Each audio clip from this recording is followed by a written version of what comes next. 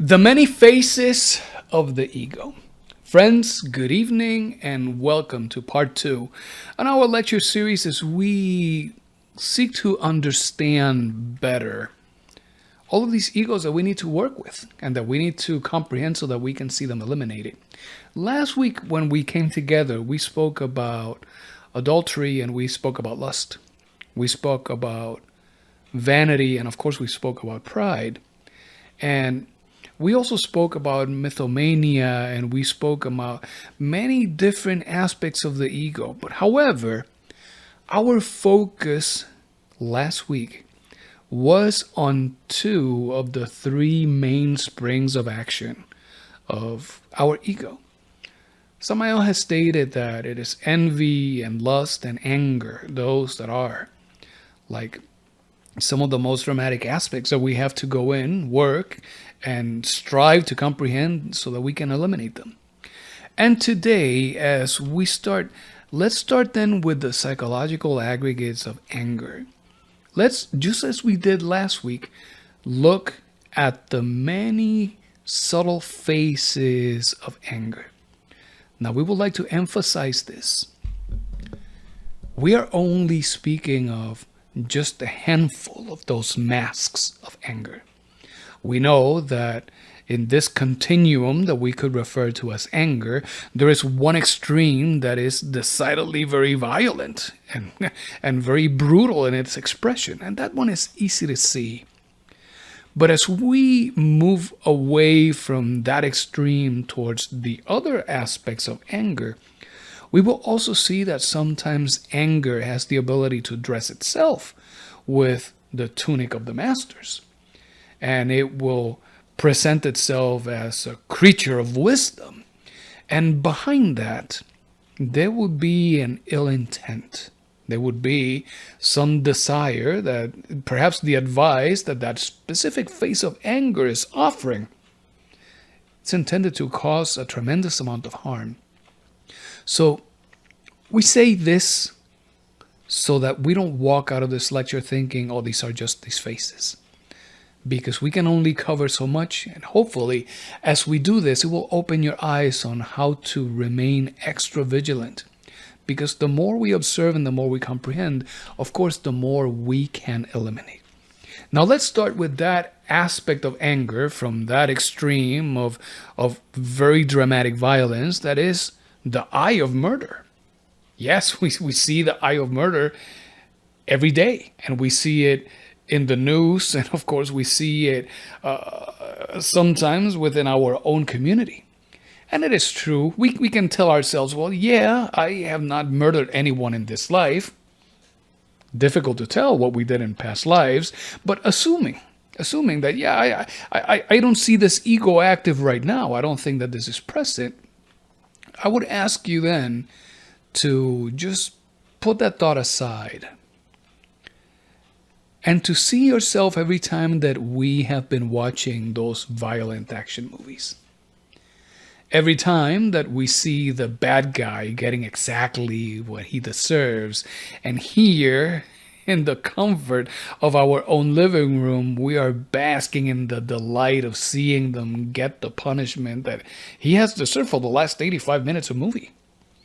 You see, these are aspects of the eye of murder that seeks to extinguish anything that has potential to evolve, grow, and be fruitful. Because yes, we have psychological aggregates of this eye of murder that will enjoy all of these movies and enjoy every time a bad guy gets shot and destroyed. We have to see that, recognize that, comprehend that, and eliminate that. But there are also aspects of us that in the more subtle phase of the eye of murder, they will seek to kill ideas. They will seek to kill initiatives. They will seek to kill dreams. And sometimes many of our friends will come around and they will share of their ambitions and and their dreams and their longings with their family, etc. And in the many transactions of the ego, there would be an aspect of envy that will be triggered. Envy will respond. And the moment that envy is there, we have already learned that envy is that aspect that seeks to take away the joys and the successes of others. The moment that the envy is there, it comes to be replaced by an eye of murder. And then there would be some advice shared so that the person does not take the risk because it could be too dangerous. Or then there comes something else that seeks to sabotage the dreams and the longings of others. And we may offer this, believing that it's in the best of our intentions. But Samael tells us, behind the incense of prayer, we find delinquency. We need to learn to see these psychological aggregates. How can we empower ourselves to see them? Well, we already know that we cannot ask the mind to take care of watching the mind itself. We need to empower the consciousness. And to do that, then we need to fine-tune our capacity of perception. That means that we need to work with our inspiration, with our intuition, with our imagination, so that we can exactly catch ourselves at that particular moment. Because the moment that we see it, we can then see behind that puppet our psychological trainer. We can then see there this source of temptation that exists in each and every one of us. And as we see it, we can then steal away the fire from that defect by refraining, simply not doing as that ego would wish. But that is not forcing the ego into the subconsciousness, but rather stealing away the fire and still empowering the consciousness to observe. What were we thinking? What were we really feeling? What was manifesting through our body? This is how we can see them. And this is just an example of that eye of murder. But in anger, then there is also this thing called the eye of hunting, or the hunter. No, there is really, on this grotesque extreme, just no need to see some of us just destroying many other beautiful creations of nature for the sake of giving ourselves trophies. But we have to know that this eye of hunt, as an aspect of anger, this is the one that stalks its prey. This is the one that will continue to monitor the thoughts, the actions, the ideas of others. It will watch their actions as they are trying to do certain things with their lives, and in anger, well, we would come in and intervene. And it could be, once again, anger motivated by other aggregates of envy. What can we imagine then? When in the face of anger, we have a hunter, but we also have psychological aggregates that are cruel and violent. Well, these also exist in each and every one of us. And yes, when we are watching an action movie and we are seeing the explosions and the broken bones and the blood, well, these egos really enjoy that. But the cruel and violent goes beyond those apparently passive manifestations. And they can become very observable when we are dealing with children. How many parents, perhaps how many of us, did not ever go through the experience of being disciplined by the belt or the shoe? In many cases, like some of our grandparents, they were actually knelt over uncooked rice for long minutes as a punishment for what they did. You see, the cruel and violent aspects of anger can mask themselves with the face of love. They can dress themselves with the garments of sainthood and justify all of their mistakes, all of them, in the name of love, when in reality there is nothing more than a way to vent frustrations, past angers, feelings and sensations of resentment. Of course, there is no way that we can regain that lost paradise. There is no way that we can truly become happy until we can see these many different aspects. And as we observe them, see how is it that they interact, assuming control of the human machine. How is it that the thoughts will change, that the sentiments will manifest an expression that is aligned with those inferior thoughts, and of course everything that happens throughout our physical body. Good example of those reactions of the body we see in those phases of anger that we would like to call the puncher, the kicker, the thumper, the knocker. These are those psychological aggregates that the moment that you feel yourself under sufficient pressure, these are the ones that will take away their glasses violently, the ones that will squeeze the coffee mug, the ones that will just throw the clothes in the corner, or even throw the coffee cup across the room. These psychological aggregates are so dangerous that they really do not care about family commitments, where we are with respect to others, who is present, who can see, who cannot see, what they can think, what they will say, the long-term effect of our actions. These aggregates care nothing about that except the explosion of anger to allow for the venting of all of that misused sexual energy. And so we will see the shoe that flies from one side of the room to the other.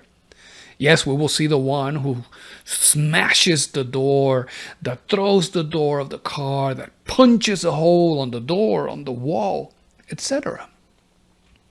The puncher, the kicker, the thumper, the knocker.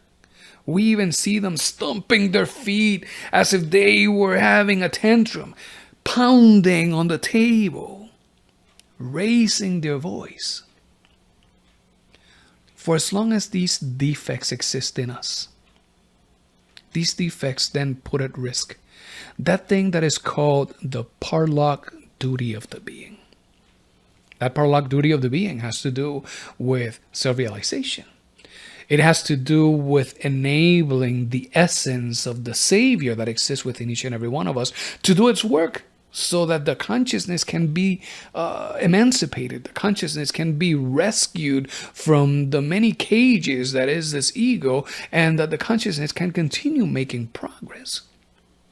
So if we see these defects, we will ask you in your Gnostic journal just to write them down. Because as you do that, then you set for yourself a good foundation to drive consistency in the work.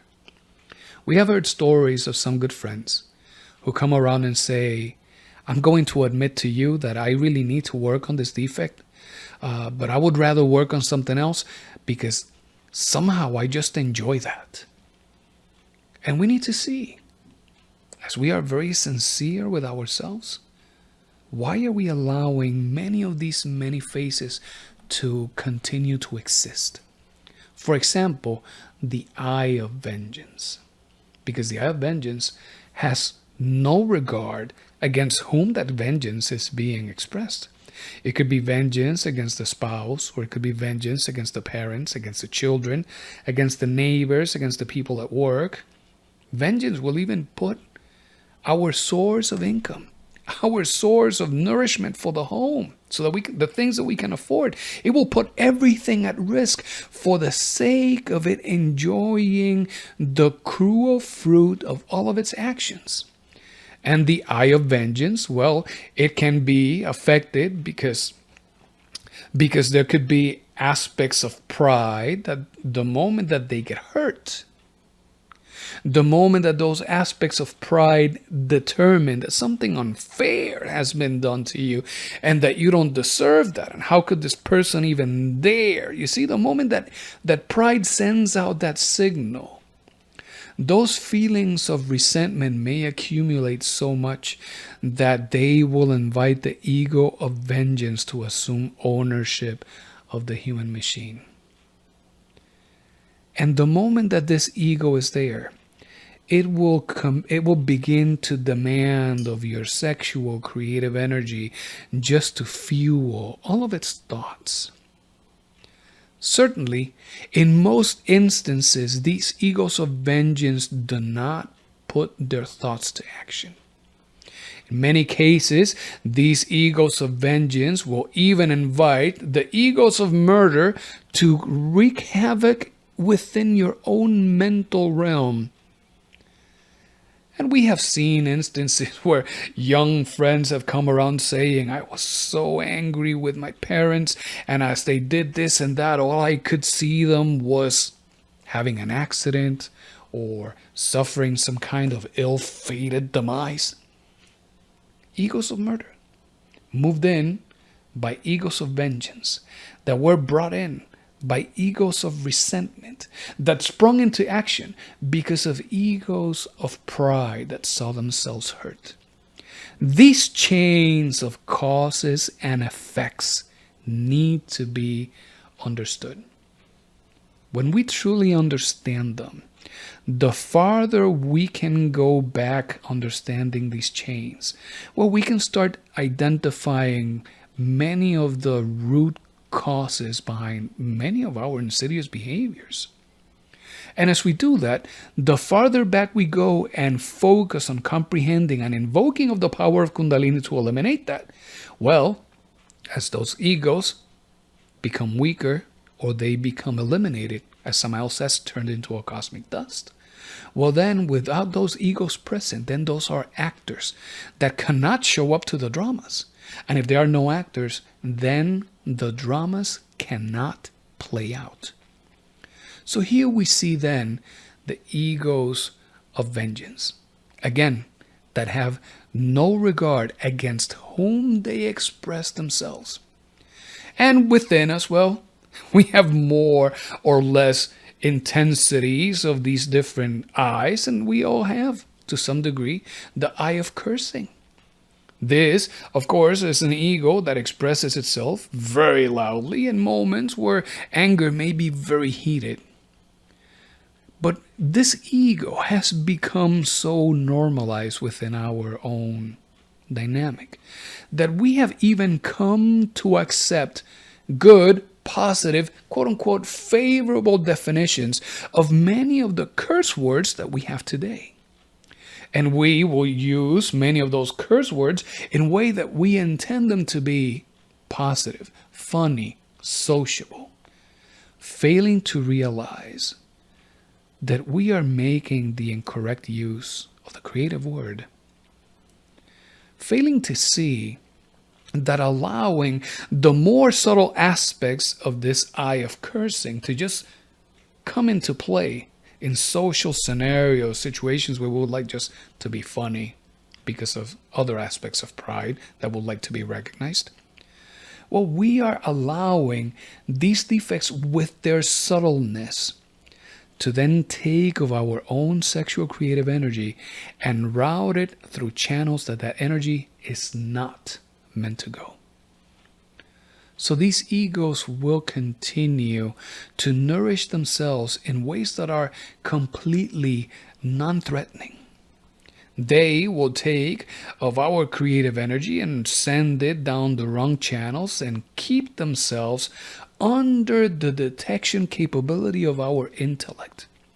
And because there are other positive values that exist within pride, where we may see ourselves as altruistic, funny, relatable, well, they will use, these egos will make use of our creative waters so that they can satisfy the desires of other lesser elements that exist within each and every one of us. And what could we say about the eye of intolerance? The eye of intolerance and the eyes of impatience are notorious in the corporate world, but they are also notorious within the family nucleus. You know, after we have spent so many years in marriage, as we have been educating and growing our children, well, it is very observable to see within the dynamic of the home, how is it that when many little things do not get addressed on time, when many little circumstances take place where we have felt that the situation has been unfair towards us, the accumulation of the shocks in the eyes of resentment will usually bring around this ego of intolerance and allow the intolerance then to dominate the human machine. And suddenly, you have had it. The person sits next to you and they breathe, and you can hear them breathing, and you despise everything about their breathing, and you hope that they would not breathe. Suddenly you wake up in the morning when your body is just coming out of that period of relaxation where you should be fully recovered, and the moment they stand right there before the sink, ready to brush their teeth, they will notice that those little white specks in the mirror, and that would be enough to ruin the day simply because of that aspect of intolerance. If we do not filter these impressions at the point of entry, meaning we see those little white specks in the mirror, and we do not filter that impression by rising the consciousness to the level of our circumstance, well, we will take in that impression. We know that that is part of the stereopsychic state of the ego. That will invite the wrong translation of what is actually happened. It would invite an incorrect construction, a misrepresentation of the environment, the scene that we are facing. That is the neo-psychic state of the ego. And it will immediately send one more mental image frame into the archepsychic archive, the archepsychic state of the ego. And now we will immediately relate to the many other times where we have seen the white specks in the mirror, the many other times that we have seen the water stains because there was no coaster used on the table, the many other times that we have seen socks and shirts and shoes, and everything becomes the same as everything else. And as the intolerant builds up all of that energy, it then gets ready to transfer that energy to another aggregate that can handle it. And we will see then the puncher, thumper, kicker, or we will see the cruel and violent, or we will see the cursor or the screamer, etc., just coming in and taking ownership of the machine and hurting others around us. Every time that we use the creative word in a way that is so dissonant, every time that our words stop being part of the beautiful harmony of the universe, that goes against us. It not only goes against us because we know that we pay for the wrong that we do, but it goes against us beyond the action in the consequence of the anger itself. Because when anger comes around, it takes of our creative water, and the body generates this ethereal substance called impero. His Holiness, the Dalai Lama, good friend of Master Samael Aumber, he says, when we get angry, besides hurting others, we poison ourselves. He speaks of anger in terms of that thing that will take away all of your merits in just a single instant because of the lasting effects that anger has in everyone else around you. If we come to realize that the effect is always greater than the cause, we will be able to understand why these bouts of anger drain all of the good cosmic capital that we may have in our good actions. If we think that someone who is trying to have a nice celebration, like one of those gender reveal parties that many of us have seen, and that as part of that gender reveal party, they want to use some little fireworks that will either flash pink or blue. And as part of that celebration, some of those fireworks land in an area where there is plenty of dry forest residues. Suddenly we will see a fire. And that fire can grow to burn hundreds of thousands, if not millions of acres, and damage everything in its way. The effect is always greater than the cause. And if we use our creative word in a way that is destructive, and the person who is receiving it does not have the ability to transform the impression, they will be negatively shocked with that word. And from that moment forward, they will respond accordingly in all kinds of negative ways because of your own responsibility. So we have to realize observation, comprehension, elimination. The effect is always worse than the cause itself. So let's focus on the cause. And that means the moment that you start noticing that this thing is building up, the moment that your consciousness is able to perceive it, empower the consciousness.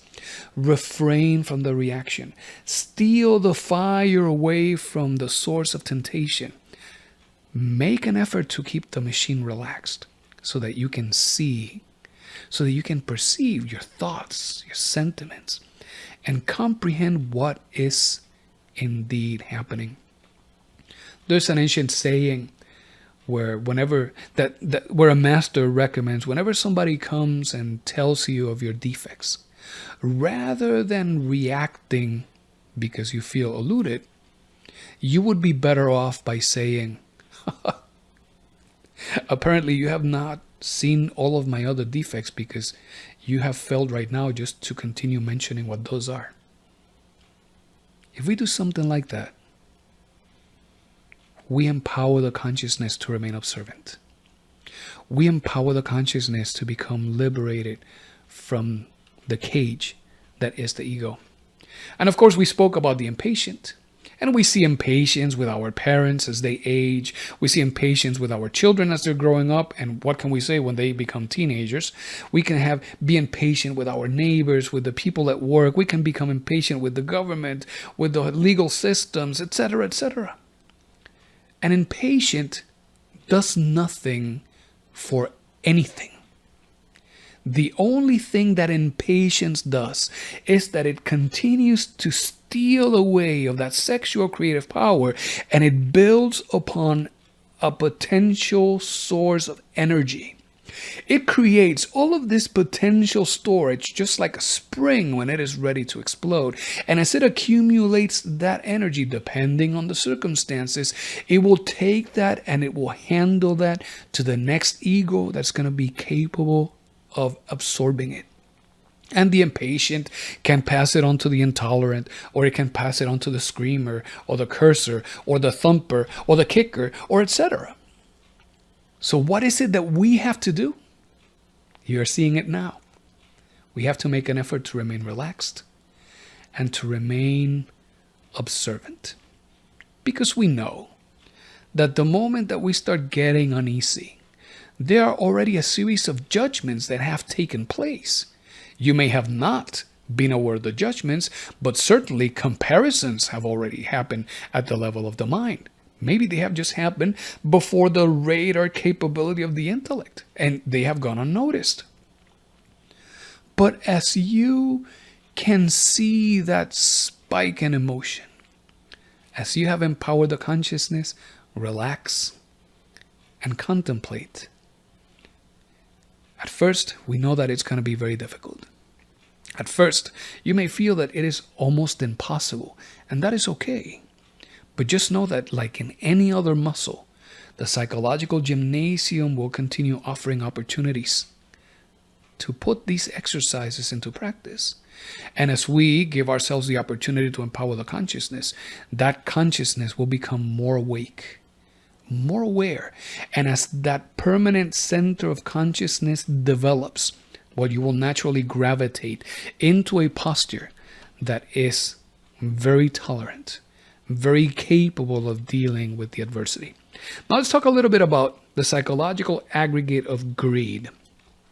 Because greed is a voracious appetite. But in this case, it is a voracious appetite for things that you can have, for riches, for position, for recognition, for knowledge. Anything that you feel that you would like to have more of, well, there is certainly an element of greed. And we have dedicated a good lecture that is titled Understanding the Difference Between Need and Greed. We have learned that on the things that we need, well, we need shelter, we need food, we need clothing. Certainly, we need a good education. But to which extent is that? Well, as we try to define when is it that enough is enough, we have to understand the concept of satisfaction. We have to understand what is the concept of sensation. And the physical body becomes accustomed to sensations way too quick, as the effect of that Kunda buffer organ that we got back at the early times of the age of Lemuria, when the planet needed these bodies just to be able to receive those cosmic energies, to digest them different and stabilize the planet. Well, because that organ remained there for too long, it created a lasting effect in the 5 cylinders of the human machine. And because we became so in love with the substance, well, the physical body, we as human organisms, we have this uncanny ability to just saturate our sensations and then look for what's going to be next. So how is it that we can tame down our ability to dominate the sensations? Well, it has to be only through the transformation of impressions.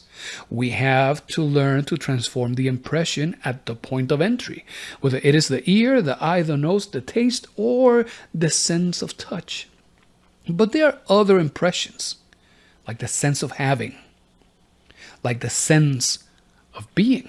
Not the sense of being, of the being itself, but the sense of being important, the sense of being recognized, the sense of being exalted, revered, admired, elated. So as we see that, we can then rise the consciousness to the level of the circumstances and seek to take these other less tangible sensations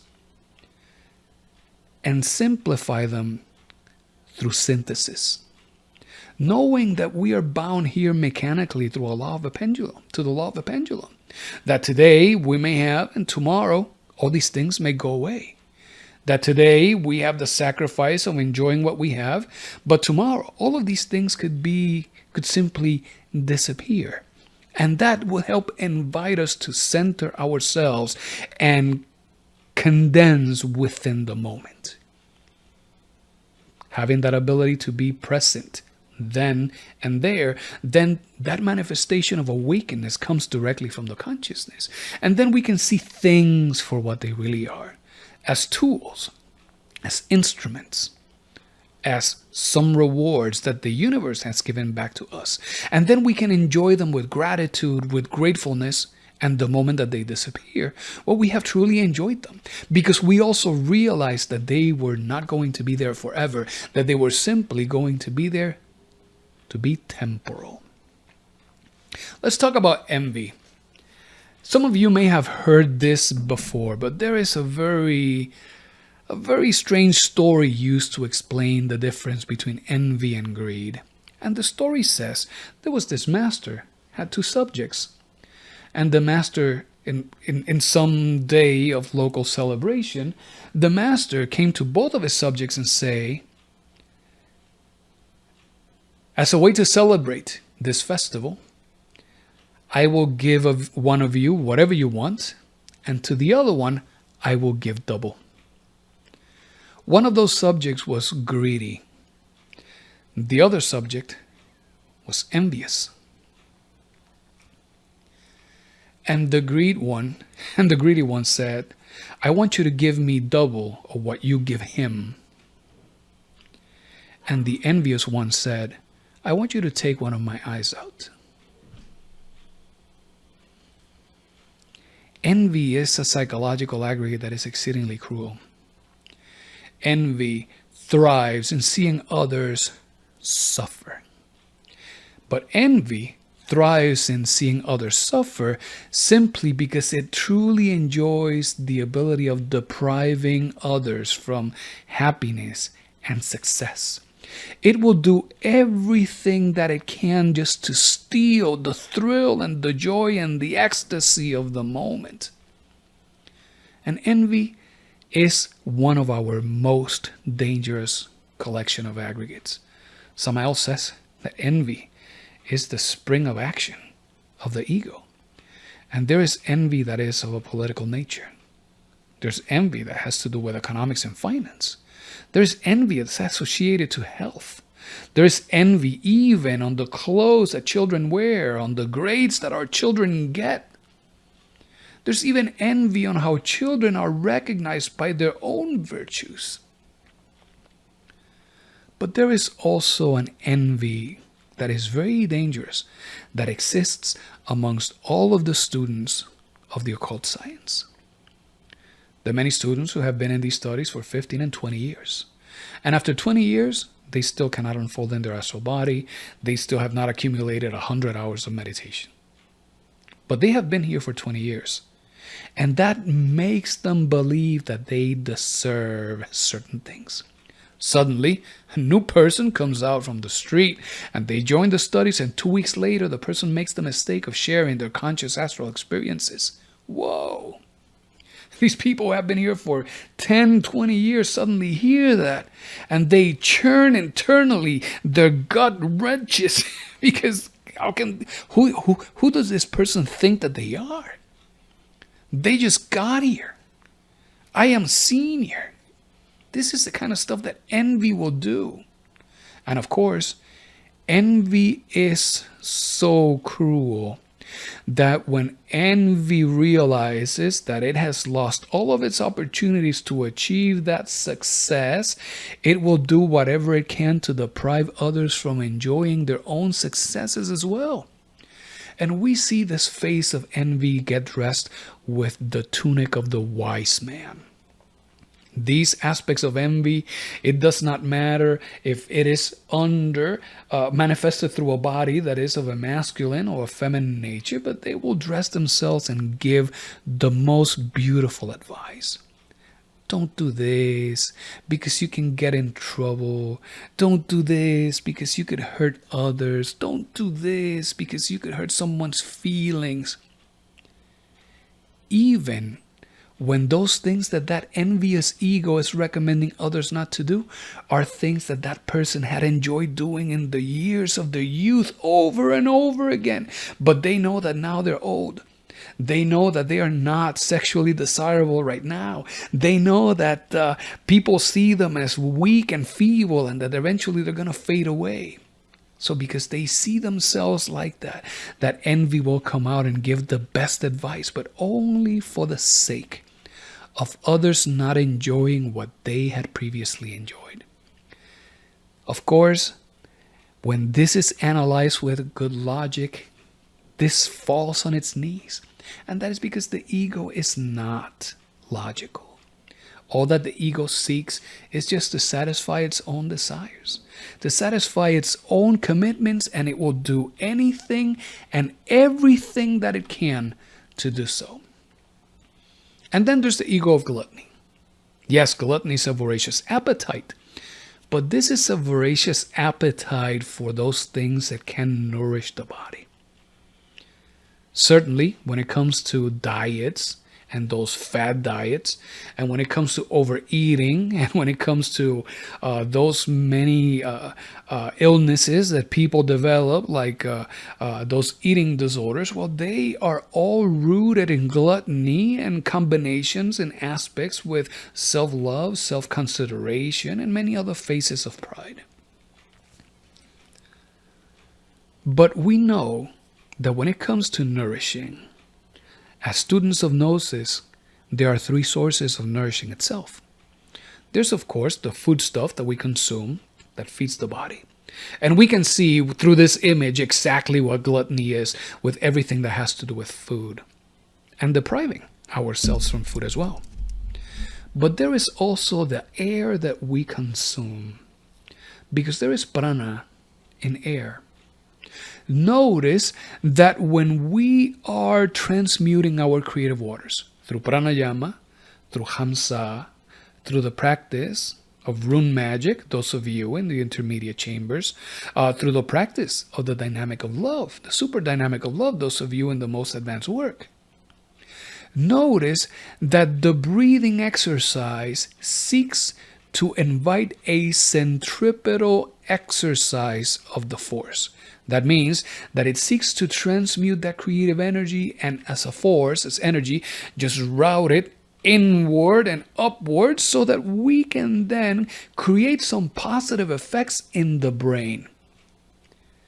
In addition to that, that transmuted energy sent inward and upward not only benefits the brain, but it benefits the endocrine system.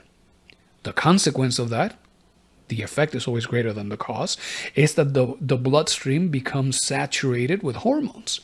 And those hormones invite all of these different glands of the endocrine system to work at their very best. Why is that good? Because at every one of these glands, we have a plexus, a combination of arterial and venous blood, nerve endings. And everywhere we have one of those, well, in the 7 main plexuses that we have in the body, well, we have chakras.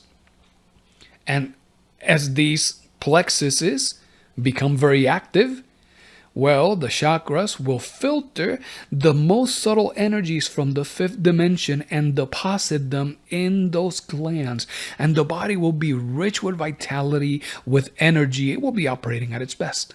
But that only happens when we turn that energy inward and upward on a centripetal way. When the energy is centrifugal, meaning towards the outside, the breathing pattern is different.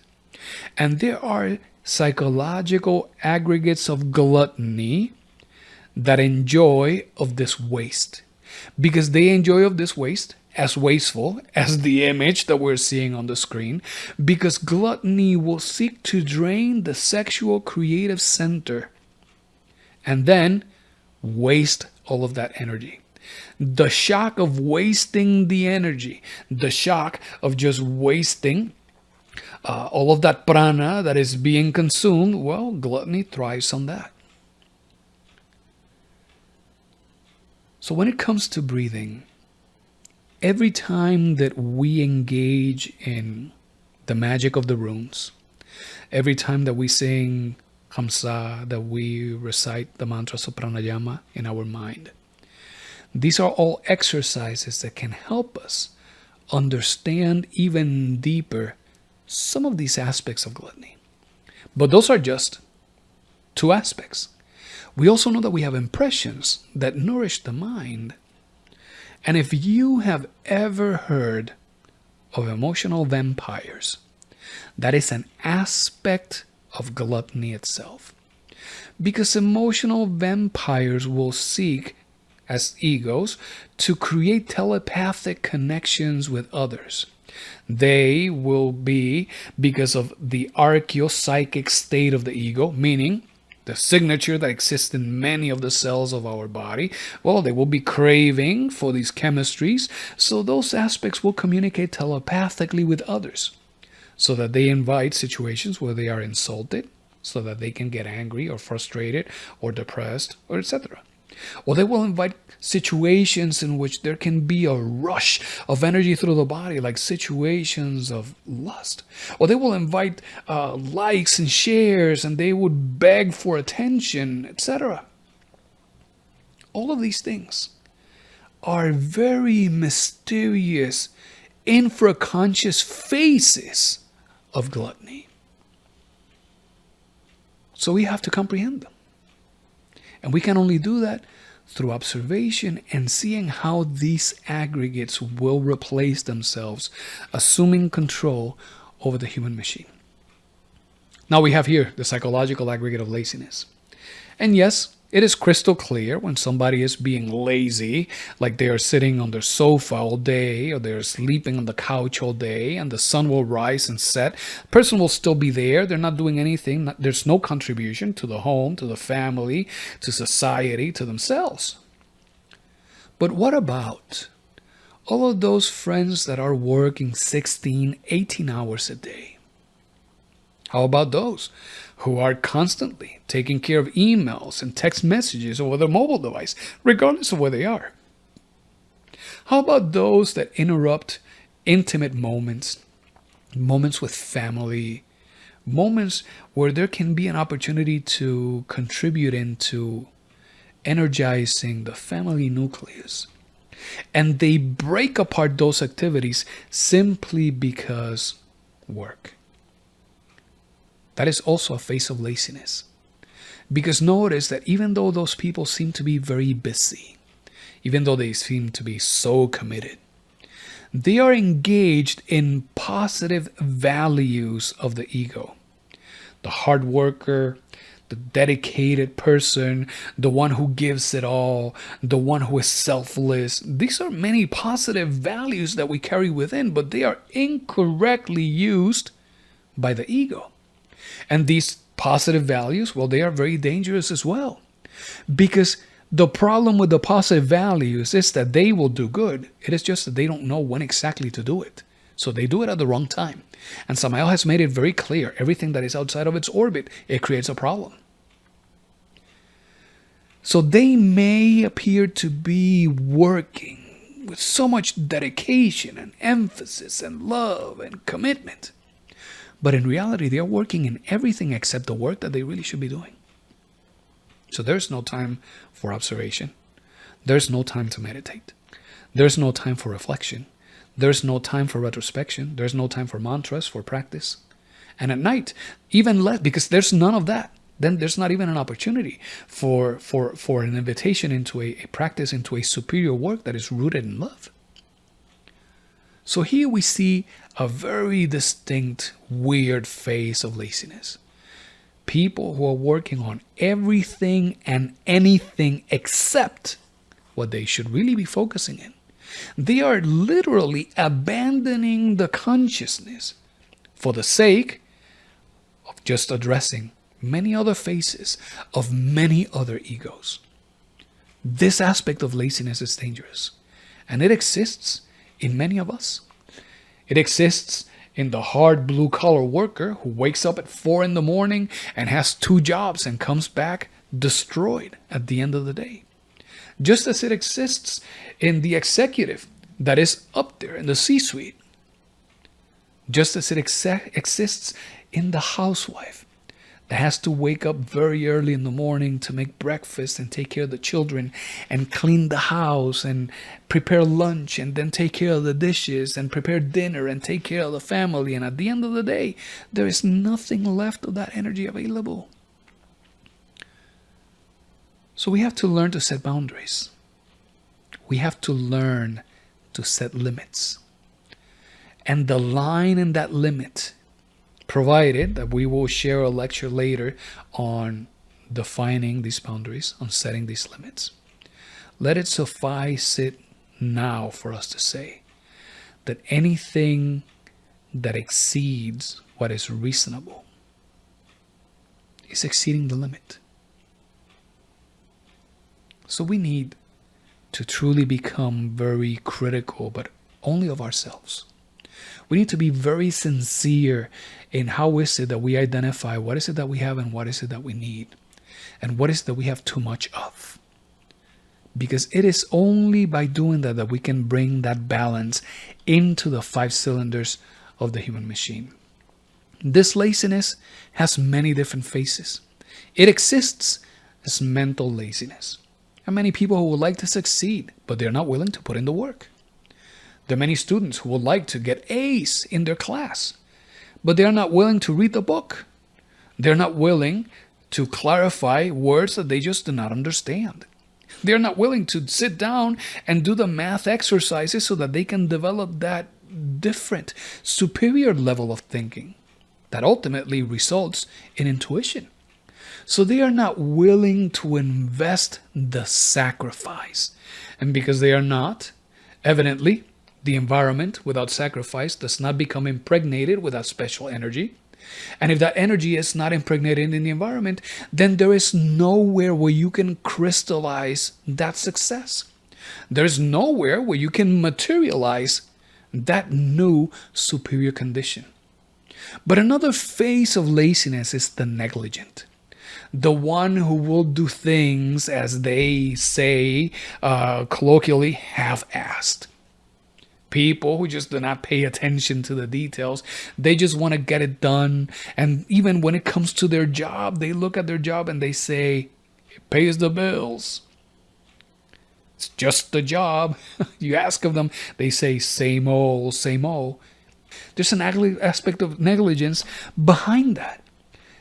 It is saying that there is no real understanding on how is it that that work contributes into the bigger picture. How is it that, as an effect that is always greater than the cause, the great benefit that that humble work, that those actions generate.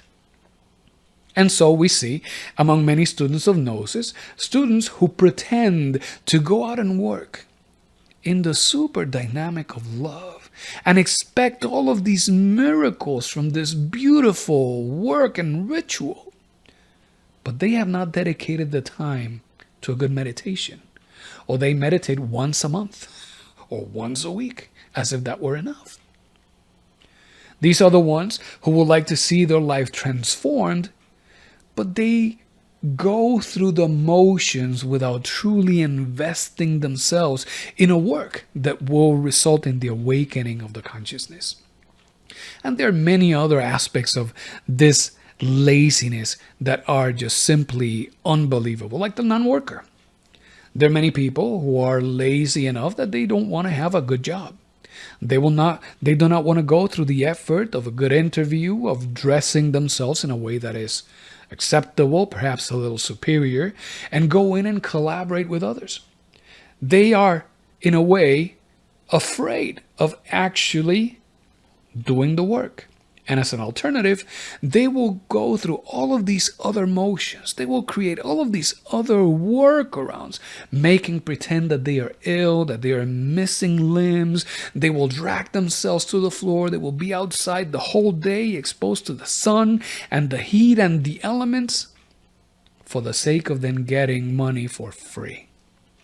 Not realizing that there is also a lot of work and sacrifice and effort. It is just that it is an inferior type. So the non-worker, yes, this is one of those phases of laziness. And what can we say about the procrastinator? The key thing about the eye of procrastination is that it exists based on a fundamental lie. And that lie is later. That lie is tomorrow. In reality, that lie is, quote unquote, not now. As if there were something other than this present moment. The procrastinator always thinks that there is still time for that. The procrastinator always thinks that it still has an opportunity, when all of this is a complete fallacy. And what has happened with the procrastinator is that the procrastinator makes use of the concept of distance. Allow us to explain this for a second. Now, when we used to have analog clocks, when our wristwatch used to be analog, meaning that they used to have hands and the hands would be telling the time, when people knew that they had to be somewhere by, for example, the top of the hour, the distance between the minute hand and the top of the hour will dictate their level of urgency. It will dictate when was it that the procrastinator will simply have to let go. So if they had to be somewhere by the top of the hour and it was still 20 minutes till, that procrastinator would feel, well, I still have time. I still can things can still wait. However, the moment that hand got closer to the 15 till, 10 till, then there would be other aspects of urgency that would force that procrastinator to step aside. And the person, moved by a positive value of responsibility, will try to be there on time. But as we moved away from analog into digital, now the procrastinator has no other means to estimate that time distance. So they will look at their wristwatch, and what they will see is numbers. And for as long as it is not the top of the hour, the procrastinator thinks there is still time. And this is why we see people who show up late to meetings, and now meetings have to start at 10 minutes past the top of the hour so that people can, quote unquote, get there on time. More workarounds to accommodate laziness. This is what the procrastinator does. And when it comes to the internal work, the procrastinator always thinks tomorrow will be the right day. Not now, but later will be a better time to sing mantras, to do practice, to awaken the consciousness, to do retrospection. And that later, because it's just a consideration of not now, ends up being 5 days or 2 weeks or 5 months or 10 years. And yet, the consciousness remains trapped always by a fallacy. So what can we do with the procrastinator? The opportunity is right now. As we listen to the voice of the innermost, as we get that fire of the longing that suddenly says, it's a good time to go meditate, and you feel that your body is feeling a little sleepy, the best thing that you can do, put everything aside and go out, sit down, and take advantage of that condition of the body and split yourself right there, 50% awake, 50% asleep, and meditate. And as you do this, well, you start creating then a good habit. Good habits that you create here in the visual state, you bring them into the astral plane, and before you realize, you start awakening the consciousness. So the key here is take action, and take action now. Okay, so this is what we wanted to share with you. Certainly, this has been just 2 very short hours speaking about the many different phases of the ego. And we were not even there to estimate how many good lectures we would need so that we can cover more. But this is part of our internal work. So if you would like to learn more from this, the sources that we rely for this material are on Samael Aun Weor's own works, The Revolution of the Dialectic, Revolutionary Psychology, and the book, The Great Rebellion. So this, dear friends, this has been our final lecture on the many phases of the ego. Thank you, everyone, for being here with us this evening. And may all beings be happy.